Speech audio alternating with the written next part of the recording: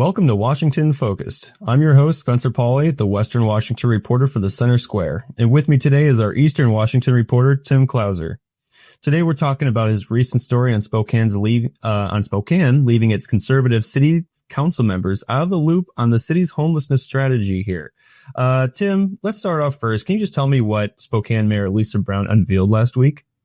Yeah, so the mayor unveiled a major overhaul to the city's current response to homelessness. Its strategy around citing shelters, public camping bans, and et cetera. So this is in response to the Supreme Court striking down a citizen-led initiative that made it illegal to camp within 1,000 feet of a school, park, or daycare in Spokane.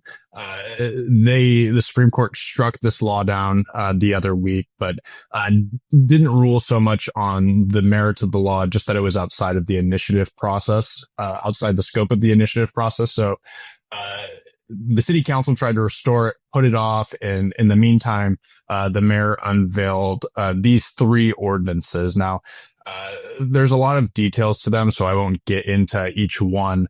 Okay. But essentially, they would codify specific goals for the council in terms of increasing affordable housing, getting biannual check-ins on the supply. It adjusts when the city activates inclement weather shelters. So instead of relying on when the temperature gets above this or below this, we activate the surge shelters. Instead, it'd be like indices. So what the temperature feels like. We often see that on weather apps. It says 33, it feels like 32. Right. So they would rely on that. Other things would be providing officers with a new enforcement tool for camping in lieu of Prop 1, which I just talked about. So essentially allows them to cite immediately when there's a threat to public safety. But otherwise, if they want to cite someone for public camping, they have to give them an opportunity to accept housing services. And if they are willing to accept housing services, then they cannot cite them. Also, if there's growing encampments, if they want to shut down that encampment, they would have to go and give a week's notice before they could shut down. But same thing with them if it's a public safety thing. But, so a lot of changes here to the strategy, Tim, but yeah, the main point of the story here is there's a little bit of a lack of transparency. Some of the city council members here were not kept in the loop on big changes to the homeless strategy that the city is looking at to, reduce help address the issue, right? Yeah. So the mayor, when she unveiled this, she said, look, we're proposing these ordinances in collaboration with the city council. Well, there is this growing divide between the city council, specifically on homelessness, between what they call the progressive majority, which is the 5 left-leaning council members, and then the conservative minority, which is the 2 conservative or center right-leaning council members. So I called up the 2 right-leaning council members after the proposal to see what they thought of it, considering that they weren't at the press conference. And they told me that they actually didn't hear about it until that morning. They were not included in the drafting process at all. They were invited the night before to a meeting that morning with the mayor and wasn't told the agenda. And when they showed up, they kind of just said, look, this is what we're going to do. They gave them a quick look. They were able to look through briefly, not in very much depth though, but they weren't even given physical copies of the ordinance proposals at the time. They were just shown them. And then they had this press conference.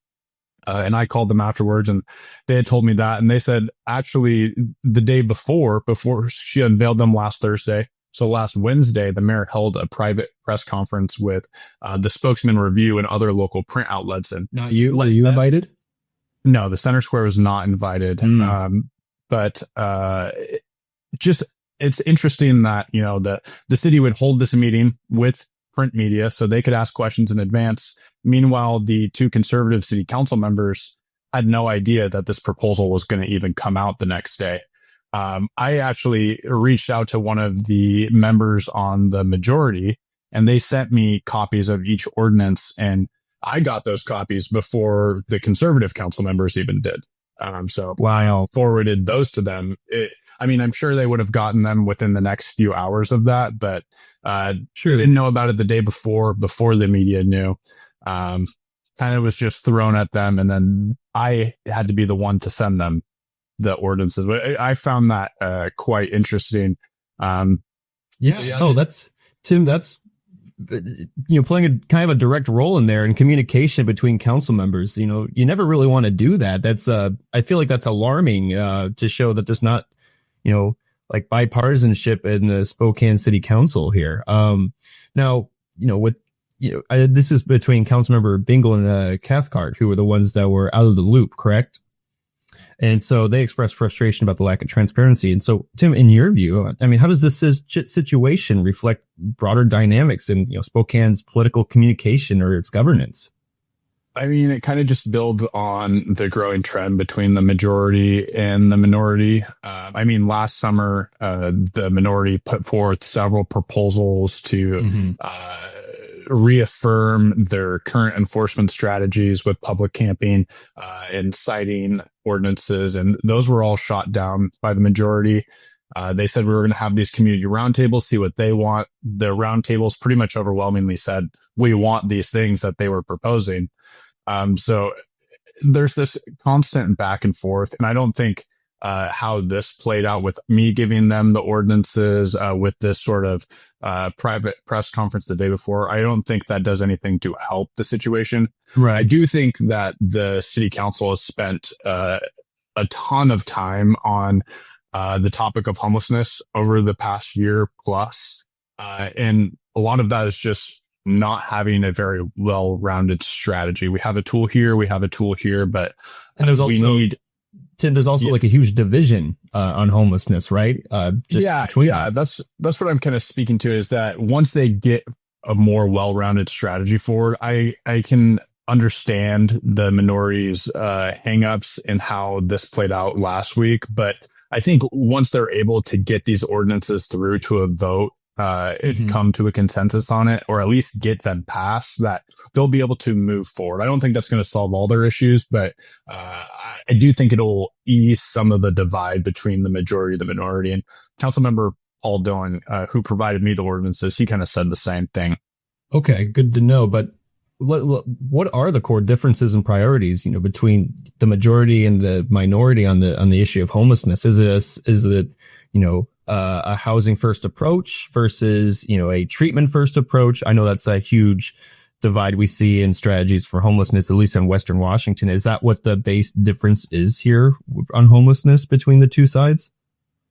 I think everyone wants to get down to the core issue, but I think if you're taking it out of the surface level, there is from the majority, they do really push for that housing first approach, where the minority, they too want to get people into housing and into treatment, but they also want to reduce the visible aspect of homelessness and the criminal nature to it. Not that that's always there, but it is in many cases. In these downtown businesses in the area that both Cathcart and Bingle represent, they represent downtown, the most impacted area for the city in terms of homelessness. They don't want it impacting their constituents' businesses. They don't want kids to have to go to Riverfront Park and see people using I think it's hard to nail down really where the divide is, but I would say that the majority often pushes for less, not to say less enforcement, but less citations issued and more getting people into services, whereas the minority is interested in using enforcement, not as a tool to say, well, let's round all these people up and get them into jail, but say, hey, if you're not going to accept treatment, if you're not going to get into housing and you're just going to continue on this path, you might have to go to jail for a little bit. Jail has to be an option, right? Yeah. There has to be some kind of consequence, or else these people, I just don't want to say these people, people who are homeless, who are repeat offenders, are going to keep thinking they can do that and not facing kind of consequence. And that's something I've heard before in my coverage on homelessness in Western Washington. I know I've talked to City of Auburn Mayor Nancy Backus about this, and she said, yeah, we have to have jail as an option. So that is kind of what I'm hearing is the same thing over there in Eastern Washington.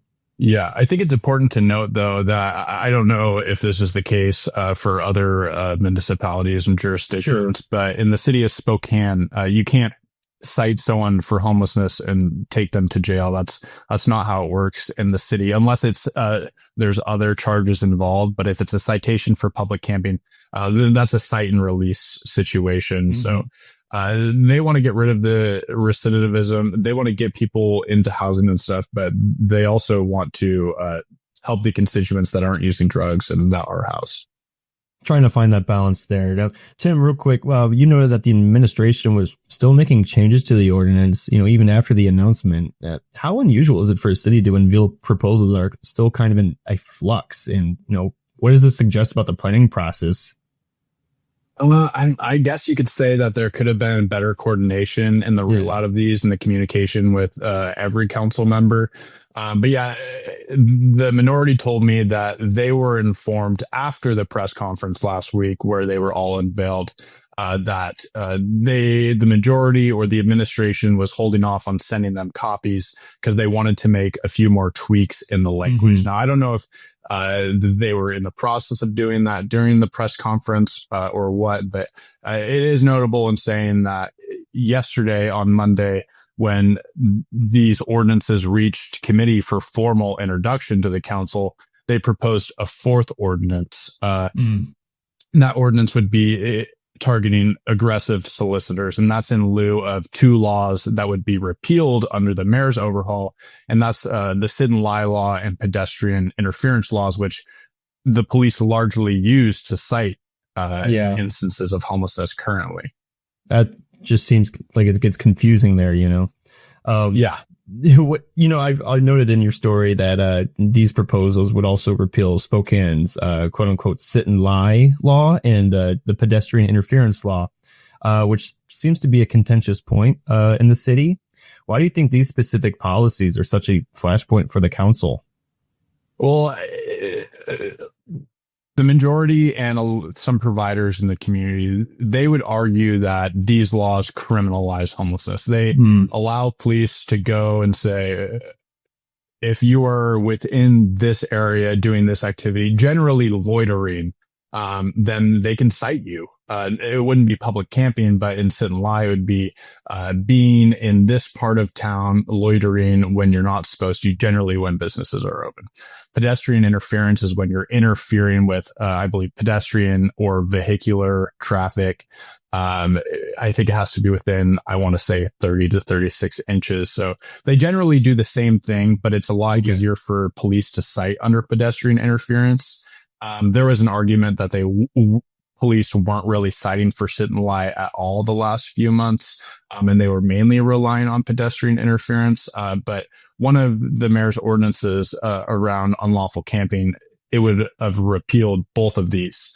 Gotcha. And the minority is very in support of reinforcing both of those policies to allow police to cite for those things. But the mayor's proposal would shift that and saying, hey, you need to wait a week for breaking up encampments, and you need to offer services. If someone accepts services, then you can't cite them unless there's an immediate threat to public safety. But I think that also begs the question as to what about people who say, okay, don't cite me, I'll accept services. And then they might do the initial visit, or they might start that process, but quickly withdraw. I mean, how do you address that revolving door of recidivism at the same time? That's true. But also, are services always available? Or, do some of these services already there's a backlog of people trying to get that, treatment? Is that also an issue? I wonder, a roadblock? Yeah, I think it depends case by case, day by day, depending on the service. So you have a lot of services from, drug and opioid treatment to transitional housing, your standard emergency shelter, which would be night by night.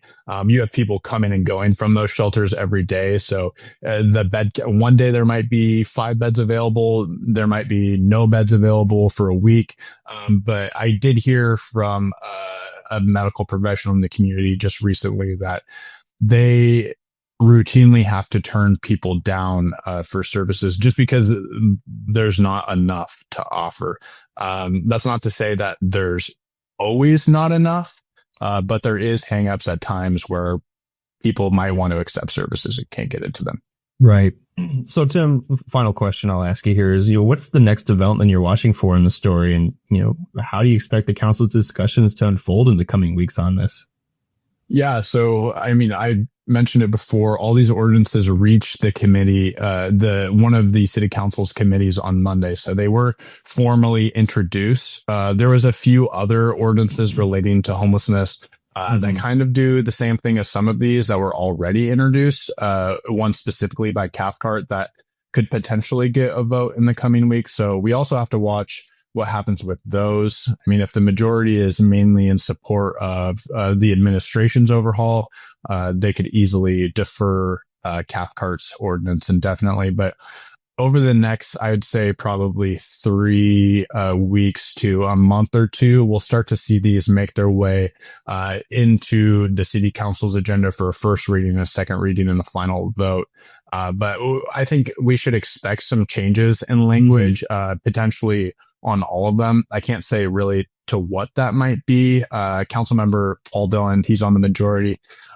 He told me that there are some changes that he would like to make it all. So really, they were introduced. There was some hangups and all that. Totally understand the frustrations, but there is still time to collaborate on this, get a consensus or a compromise between the opposing sides on the council.